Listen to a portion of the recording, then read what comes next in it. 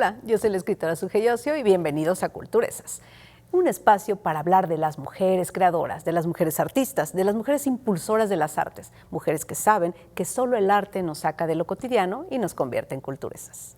Hoy tenemos una invitada muy especial, pero bueno, acompáñenme a conocer un poquito más acerca de ella.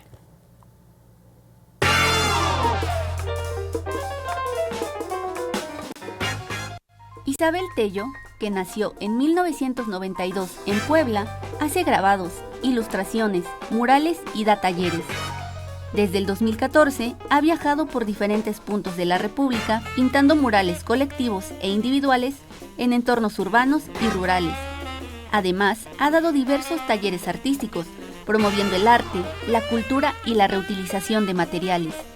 Su obra gráfica ha sido expuesta en museos, escuelas, universidades, espacios públicos y se utiliza como imagen de productos, publicaciones y organizaciones en municipios de Puebla, Chiapas, Oaxaca, Veracruz, CDMX, Guanajuato y fuera del país en Francia, Alemania, España, Colombia, Guatemala, El Salvador, Miami, Países Bajos, entre otros lugares a los que ha viajado impresa con tinta sobre el papel.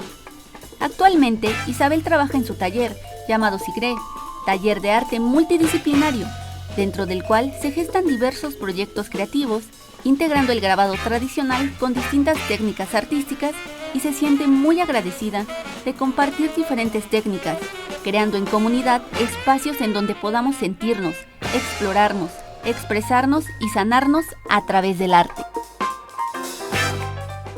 Bueno, pues muchas gracias por acompañarnos y muchas gracias por estar acá, Isabel. Me da mucho gusto recibirte en el programa. Gracias por invitarme, muchas gracias. Gracias. Primero, pues cuéntanos cómo es que te has convertido en una artista, en una representante del arte, en una culturesa. Cuéntanos un poquito.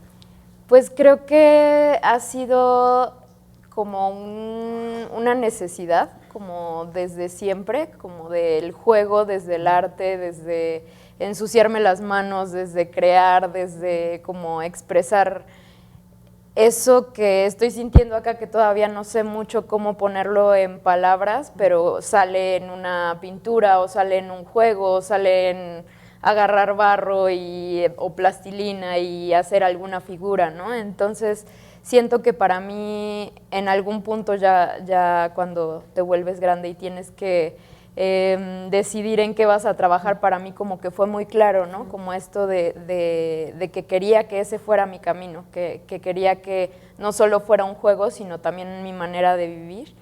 Y pues sí, actualmente me dedico 100% a esto, dando talleres, haciendo pues sí como espacios culturales, promoviendo el arte, el reciclaje y ahora más la gráfica. Entonces, para mí es como una herramienta de transformación, de sanación, y justo la quiero compartir con más personas para que pues también lo encuentren a su propia manera, ¿no? Que no sea solo, pues la técnica se hace de esta manera, ¿no? Sino pues cómo tú exploras esa técnica, ¿no? Ya sabiendo las herramientas, ya sabiendo cómo utilizarlas, cómo llegar a ese resultado, tú cómo lo expresas, ¿no? A tu propio camino y a tu propio tiempo, ¿no? Sí, claro, como una completa libertad, ¿no? Porque el arte es en sí mismo eso. A lo mejor podemos aprender, conocer, innovar en técnicas, ¿no? Pero pues el arte es profundamente personal de todas formas. Sí. Esa sublimación que hacemos al expresar un asunto artístico siempre es muy personal. Justo. ¿Tú cómo es que te conectaste con esta técnica específicamente? Porque por lo que te escucho exploraste diferentes, ¿no? Sí, pues fue, creo que pues algo muy natural, pero también como que se logra ver ese cómo llegué ahí, se logra ver ya como ahora de lejos, ¿no? Pero fue como muy intuitivo también como ir haciendo diferentes cosas que me llamaban la atención, no sé, como primero hacer talleres de arte y reciclaje en lugares como orfanatos, escuelas públicas, mercados, como que eso me empezó a llamar, ¿no? Como más por ahí, si lo quería hacer en esos lugares, ¿no? En barrios antiguos de Puebla. De ahí empecé a hacer yo ilustraciones porque sentía como mucha emoción de ver cómo una historia no solo era contada a través de las palabras, sino a través de las imágenes.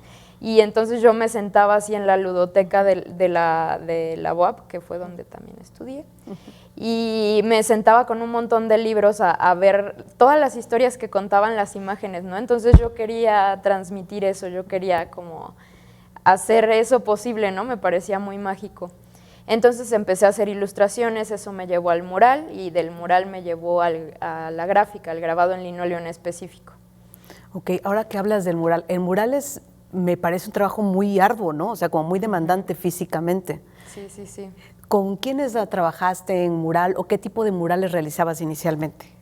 ¿Con qué Pues temática? yo empecé con Colectivo Tomate en el barrio de Xanenetla. Y con ellos hice varias intervenciones en Cholula, en Puebla, en Apizaco, en diferentes espacios, ¿no? Pero pues también era como pues sí, en cualquier espacio que se pudiera, es mucho como desde el trabajo en comunidad, no desde, pues yo voy a ponerles algo bonito, ¿no? Sino desde la identidad cultural del lugar donde estamos, qué historia tiene cada familia, qué quieren expresar, ¿no? A través de también pues su casita, de su hogar. Entonces, pues sí ha sido como, sí es complejo, es fuerte como el trabajo de estar ahí pegada a un muro, en el sol, en la lluvia, en todo, pero es una experiencia súper bonita, como pues si conoces a la comunidad de otra manera, te acompañan niños, niñas, familias, como que sí es como muy entrañable esa relación. Sí, se me hace como muy enriquecedor, ¿verdad? Porque para empezar, como tienes que entrevistarte con las personas, saber qué les gusta, qué no les gusta, qué cosas les importan. Y además también como qué les importa heredar a los demás, ¿no? Visualmente. Como tú decías, o sea, con los niños que están ahí. Y es una forma muy interesante, creo, de vincularlos con el arte, de sacarlos a veces de muchas situaciones, a veces de violencia o a veces de pobreza, porque el arte es eso que tú dices, esa posibilidad de sanar y de buscar un lugar seguro, me parece. Sí, generar un oficio, que también es una herramienta en la que, además de expresarse, pueden generar recursos para una vida digna, ¿no? Exactamente, porque a veces el arte es visto como un hobby, ¿no? Como algo adicional a un trabajo formal. Y ahora que hemos estado haciendo estos programas, ahora con un trabajo como el tuyo, me parece que el arte ha tomado el lugar que le corresponde. El artista como un creador, pero también como una dignificación a la labor de un artista, ¿no? Como un profesional, como cualquier otro, me parece. Claro. O más que otro. Sí. Oye, y de esta técnica de, ¿cómo se llama? Grabado en linóleo. Grabado en linóleo. ¿Cómo es esa técnica? Cuéntanos un poquito de ella. Pues es una de las técnicas más antiguas de reproducción de una imagen. La técnica se hace en grabado en linóleo en específico, es un material que es un plástico que se utiliza para piso, que es, que es como piso. Y ese se va tallando con unas herramientas que se llaman gubias, que son navajas que tienen diferentes puntas. Entonces, gracias a esta punta vamos a ir escarbando el material y vamos a generar como un relieve. Entonces, lo que quitamos es la luz y se deja la línea. Entonces, todo se hace al revés. Si quisiéramos escribir, por ejemplo, un nombre, tendría que ser al revés, porque eso se convierte en un sello. Entonces, ya con la ayuda de un rodillo y de una prensa o de una impresión manual que sea uniforme, podemos pasarlo al papel o a la tela, es algo, la verdad, que es una técnica muy noble, porque justo puedes trabajar 1 año, 2 años en una placa, tallándola y pues sí dándole su tiempo, pero una vez que ya esté, la puedes reproducir las veces que te dure esa placa si la cuidas bien, ¿no? Entonces es para mí una técnica súper noble, es como la técnica de reproducción más antigua que se utilizaba para los libros, junto con los tipos móviles. Entonces así se reproducían las imágenes de los libros, del periódico, pues sí, de un montón de publicaciones, ¿no? Porque pues era la manera en la que podían reproducirlo mejor. Sí, como de manera masiva, ¿no? Ajá, Y justo. como tú dices que podía conservarse y hacerse tantas veces como durara, ¿no? Depende también del cuidado que le das a esto. Sí. ¿Y tú en qué te gusta más hacerlo? ¿En papel o eso se puede hacer también en muros o en qué otros lugares se puede hacer? Sí, pues justo de lo que más me gusta es que se puede hacer en todos lados dependiendo de lo que quieras experimentar. Y justo también se puede hacer en murales. No sé, por ejemplo, hace unos meses fui al centro penitenciario de San Pedro Cholula y los grabados como tal les hacen revisiones y les quitan sus impresiones o algunas cosas a veces se las quitan, pero quería dejar algo ahí, ¿no? Que pudieran tener y que fuera parte de su cotidiano. Entonces hicimos las impresiones en papel china y eso se pegó en uno de los muros de como su comedor, su paso común. Entonces, pues sí, es muy como se puede utilizar versátil, de ¿no? muchas maneras, de muchas maneras. Creo que eso es lo que me gusta. Normalmente es el papel, pero también puede ser la piel. No sé, se pueden hacer sellos corporales, se puede hacer... Pues, como sí. un stencil más o menos, como Ajá, si pusieras sí, un sí, stencil. sí, es un sellito. Fíjate, es muy interesante, ¿no? En realidad por esa facilidad, por esa posibilidad y por todas las maneras en las que además puede reproducirse, que a veces creo que eso frena un poco al artista, que hace una pintura y es única, ¿no? Irrepetible, y cuando quiere hacer otra es un proceso igual de largo, igual de extenso, y no se pueden como tal reproducir en serie, ¿no? Una pintura al óleo, por ejemplo, sí. A menos que le pongas un seriado, ¿no? O sea, 3 de 1 o algo así, pero en ese caso es mucho más accesible y además llegas a muchos lugares. Sí, justo, y yo en lo personal, cada artista pues es libre de hacer con su trabajo lo que más le parezca congruente, pero a mí en esa congruencia siento que para mí el grabado, o sea, yo los firmo como infinito de infinito porque para mí es eso, ¿no? Como la matriz te puede llevar a tantos lugares, o sea, con un grabado a veces no sé, lo regalo, lo truequeo, lo ofrendo de alguna manera, se va en, pues sí, exposiciones como muy chidas, o también lo pego en la calle, ¿no? O también lo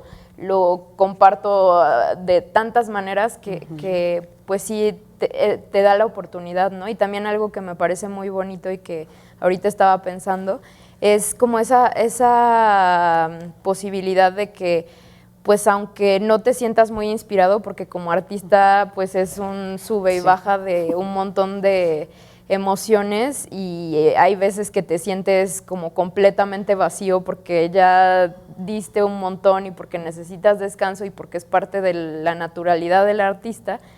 Cuando regreso a esos grabados que ya hice, solo los necesito imprimir y ahí está lo que ya había hecho, ¿no? Esa inspiración que ya tuve, la puedo reproducir y eso mismo me recarga de esa inspiración, entonces es como un ciclo bonito, ¿no? Como que me ayuda a regenerarme lo mismo que ya había hecho mi yo del pasado. Es muy interesante, fíjate, lo que dices. Primero porque hablabas de esa, como yo entiendo que es como esa segunda parte o la forma en la que se acaba la obra. Cuando nosotros como espectadores vemos, por ejemplo, tu trabajo, aunque sea el mismo, porque hablamos de ese grabado que se puede reiterar o que se puede reimprimir o que se puede repetir, yo como un espectador le doy una interpretación de acuerdo a mi propia historia.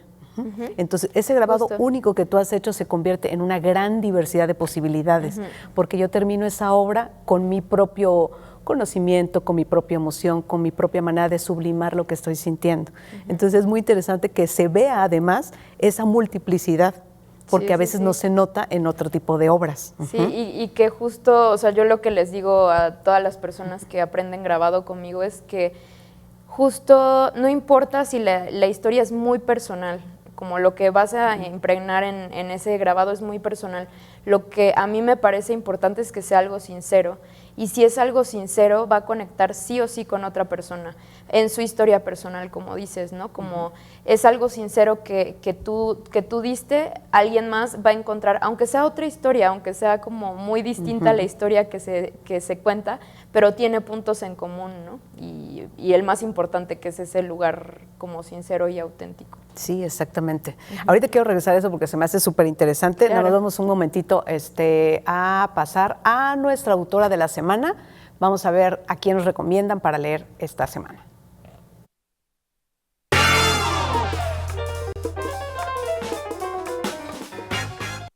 Hola, yo soy Carla González y el día de hoy conoceremos a la escritora chilena Isabel Allende a través del libro El viento conoce mi nombre. Este es un libro que habla de la migración, la soledad, la injusticia y el desarraigo compartido por dos niños en diferentes épocas. La historia tiene como pilar fundamental la vida de uno de los protagonistas, que es Samuel. Samuel era todavía un niño cuando fue entregado por su madre al tren, conocido como Kindertransport, en el que se transportaron a miles de niños solitarios hacia Inglaterra durante la Segunda Guerra Mundial. Inglaterra entregó una gran cantidad de visas para refugiados, pero solo para niños, sin sus padres y sin acompañante alguno. Los padres entregaban a sus hijos en el tren sin saber a qué lugar o con qué personas llegarían. Los entregaban con resignación, sabiendo que tal vez nunca volverían a verlos. Este era en sí mismo un profundo y desesperado acto de amor en donde no importaba el sufrimiento ni la incertidumbre con la que tendrían que vivir los padres, ya que lo único que valía la pena era la posibilidad de que sus pequeños hijos sobrevivieran a las torturas, al encierro y al terrible final que les esperaban en los campos de concentración nazis.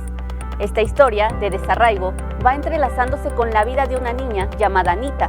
La niñez de Anita está situada en la época actual, cuando ella salió con su madre desde su país hacia los Estados Unidos, igual que muchos otros centroamericanos, que pasan desiertos y ríos mientras arriesgan la vida sin comida y sin agua. Son en sí un grupo de solitarios. Todos extrañan su tierra, su comida, sus costumbres, su idioma. Todos buscan lo mismo: lograr el sueño americano, que la mayoría de las veces termina convirtiéndose en una oscura pesadilla. El libro va uniendo los acontecimientos del año 1938 en la Segunda Guerra Mundial y los acontecimientos actuales desarrollados en la etapa del trumpismo. Dos exilios, dos infancias, dos épocas y un mismo dolor. Allende afirma que la columna vertebral del libro es el personaje de Samuel, quien crece con el temor de relacionarse con la gente. Prefiere mantenerse al margen de todo y de todos. Las únicas personas con las que conviven son su esposa y una mujer centroamericana que ayuda en el trabajo de su casa. La música es el escape de Samuel. Eso es lo único que lo reconecta con la sensibilidad y con su propio origen. Durante el apogeo de la pandemia de COVID-19, cuando el encierro era una regla que se aplicaba de manera general alrededor del mundo, Samuel entra en una etapa de introspección, en donde reflexiona acerca de su propia vida. Se da cuenta de que nunca ha sido libre, pero la vida siempre se encarga de ponernos enfrente lo que necesitamos, aunque muchas veces seamos ciegos ante lo evidente. Así que al que le agrada tener el menor contacto posible con la gente, la vida le pone un reto que podría ayudarlo a redimirse del terrible pecado que está acabando con la humanidad: la indiferencia. Los invito a averiguar qué hará Samuel ante este nuevo panorama puesto ante sus ojos. Denle un espacio en su librero a Isabel Allende y a su libro El viento conoce mi nombre. Nos vemos la siguiente semana. Muchas gracias, Carla, por la recomendación. Y viene muy al caso porque habla de esa reconexión a nuestro interior y a nuestra realidad y a nuestra sensibilidad, en este caso por medio de la música, que también es parte de las bellas artes. Estuvo muy bien ubicada la recomendación, Carla. Muchas gracias. Bueno, quiero regresar un poquito a lo que estábamos hablando, que era un poco también eso. Fíjate, me hablabas de esa particularidad, de esa individualidad, de ese aspecto personal, desde donde escribe o desde donde pinta o desde donde hace la labor que tú realizas.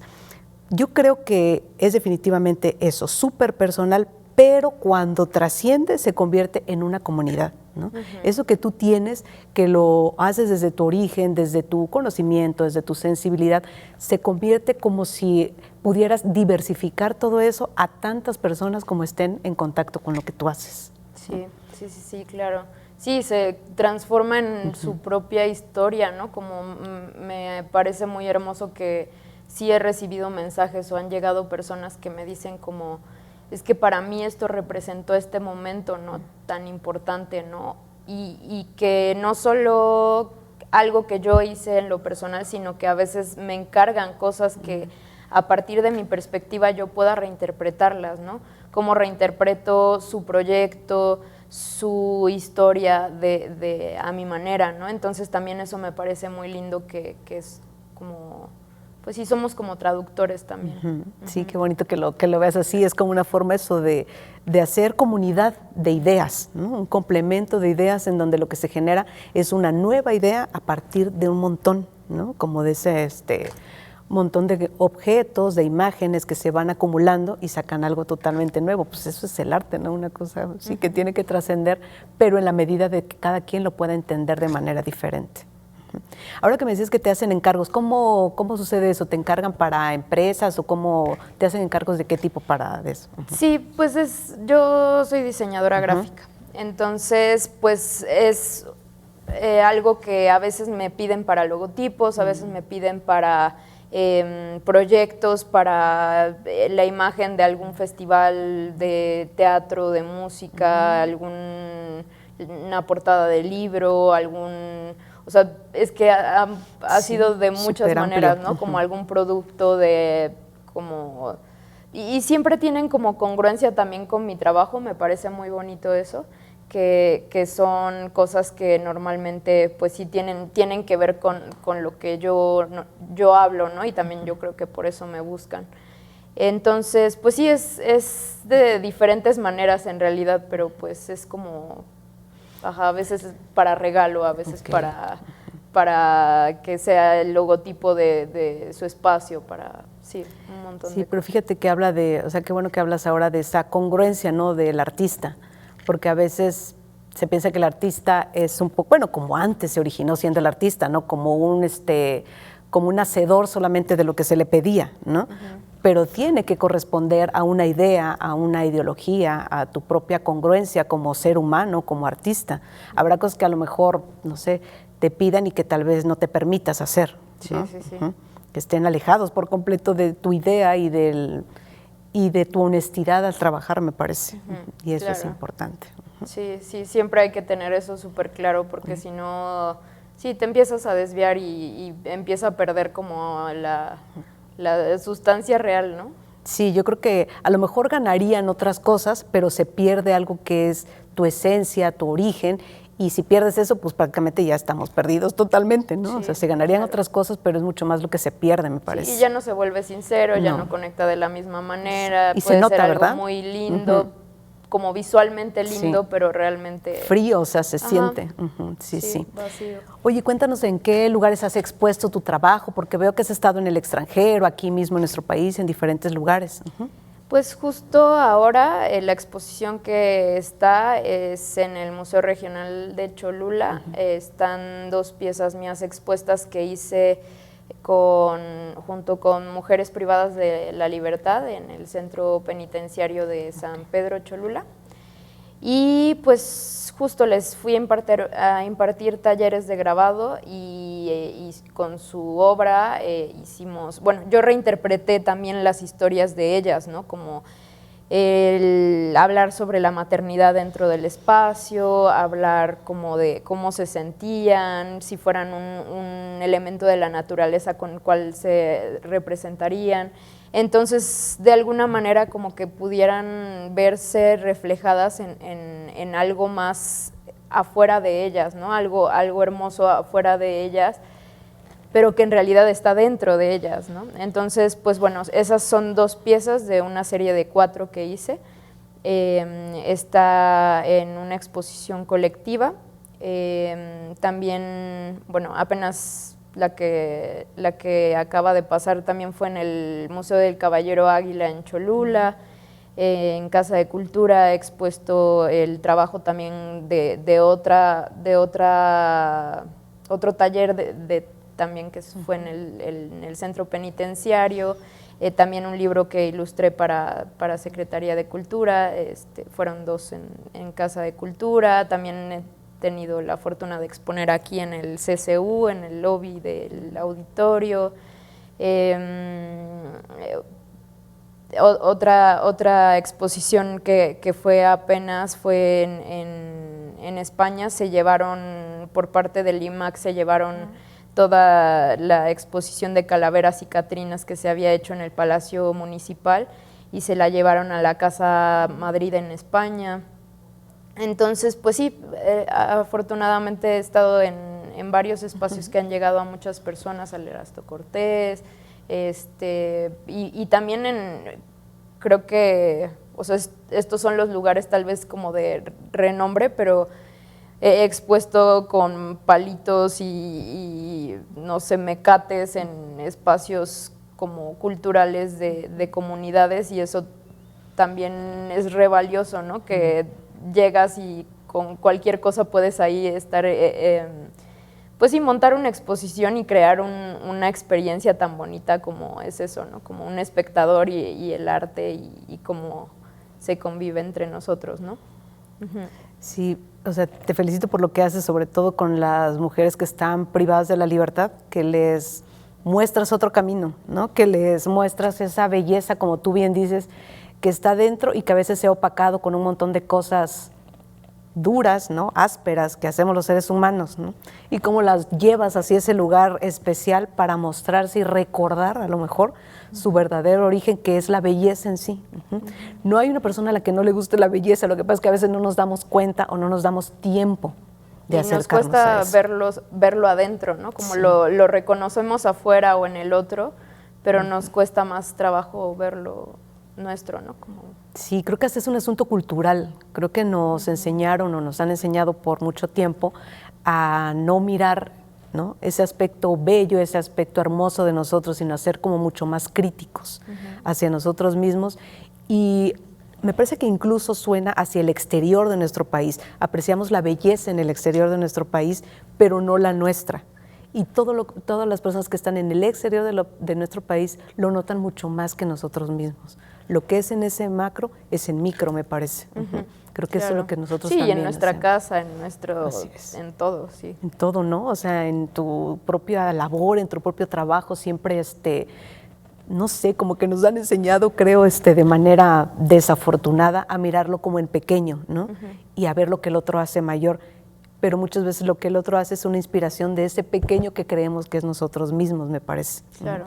Por eso me llama mucho la atención, me conmueve mucho lo que haces con las personas, con las mujeres sobre todo, privadas de la libertad, que es una forma de liberarse, ¿no? O sea, aún en ese lugar hay posibilidad de ser libre. Sí, ¿no? Sí, claro. Hay muchas maneras de tener esa libertad, y para mí el crear arte me hace sentir libre y viva, ¿no? Entonces, pues mejor llevarlos a ese tipo de espacios donde es necesario, ¿no? Y como también concientizar que pues si no es solo dejarlas ahí encerradas y que aprendan su lección, sino que otras cosas, o sea, hay que escucharlas, hay que saber de dónde vienen esas violencias, pues no sé, como necesitan ser escuchadas, ¿no? Y ser como también sentirse seres sensibles y seres, pues sí, como protegidos, queridos, o valorados o vistos, ¿no? Exactamente. O sea, vistos no solo por lo que haya sido que las tienen en ese lugar, ¿no? Sí, no porque por se convierten, delito, exacto, claro. Se convierten como en simplemente lo que hicieron pareciera que son ellas, ¿no? Y tú les muestras esa posibilidad de que eso es una parte, ¿no? De que es un fragmento. Sí, que no una lección de vida que ahora las llevó a ese espacio y a consecuencias súper fuertes, pero pues la historia de cada una es bien distinta, también no se puede generalizar, ¿no? Como la historia de cada una es bien distinta, pero sí hay un núcleo que lo une y también esa necesidad, como dices, ¿no? Como de que se dé una voz diferente, ¿no? Sí. Y una perspectiva diferente. Sí, para que sean miradas con otros ojos, o sea, con ojos mucho más sensibles, ¿no? Empáticos. Exacto. Y así debe, o sea, tanto ahí como hacia afuera, ¿no? Como ahora que hablabas de esos lugares en pequeño, que vas y pones una exposición de manera muy orgánica, que te organizas ahí, que los niños sí entran y todo. Creo que eso es fundamental, o sea, porque me parece que En la niñez está esa posibilidad de cambiar las cosas, de mirar hacia otro rumbo que sea lo más alejado de la violencia y de la pobreza, que es una cosa delicadísima en nuestro país. Y creo que el arte que tú impulsas y que muchas mujeres y que muchos hombres también impulsan, da esa posibilidad. Creo que tiene que ser desde el origen, desde la niñez, Sí. ¿no? Acercarlos, que vayan viendo, que no vean el arte como algo ajeno o como algo elevado, como algo solo de la gente educadísima, sino que lo vean como tú lo mostrabas, con esa parte orgánica, ensuciarse, jugar, ¿no? Como el aspecto lúdico del arte. Sí, y que también que nosotras como niñas, como niños, podamos como traer esa niña chiquita y decirle, ven, vamos a jugar, ¿no? Sí. Como yo te cuido, ya somos adultas, vamos a hacer esto que tanto nos gusta, que tanto amamos, que tanto disfrutamos, ¿no? Porque, o sea, sí es desde la niñez, pero hay veces que en la niñez no tuviste la posibilidad, entonces tú cómo te lo das a ti, ¿no? Entonces, también es uno de los temas que me gusta tratar en mis talleres, ¿no? En específico en el penal, fue cómo nos podemos maternar a nosotras mismas, ¿no? Cómo nos podemos, ¿qué necesitamos? ¿Qué necesitamos en este momento para sentirnos bien, ¿no? Y no es que sea algo de, pues me voy a comprar, no, tal vez sea como, pues tal vez necesitas cantar, tal vez necesitas bailar un poco, tal vez necesitas, lo que sea que necesites, dátelo, ¿no? Como amorosamente y sin juzgarte. Así es, me parece súper interesante toda la plática, todo lo que nos has aportado, todo lo que nos has compartido y toda la labor que realizas. Quiero felicitarte por eso.